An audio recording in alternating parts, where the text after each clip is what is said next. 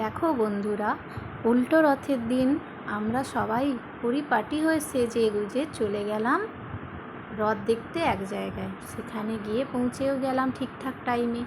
দিয়ে কি দেখলাম দেখো, ওখানে এক রথের প্রদর্শনী হয়।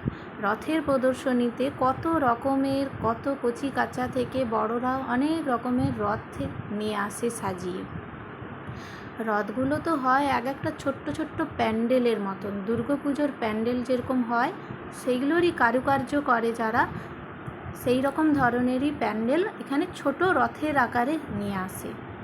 দেখো কত রকমের, কেউ বানিয়েছে সাবান দিয়ে তৈরি রথ, কেউ বানিয়েছে পাটের রথ, কেউ আবার ধানের গমের, কেউ আবার ভুসিমাল যেমন মটর, চাল, নানা রকমের।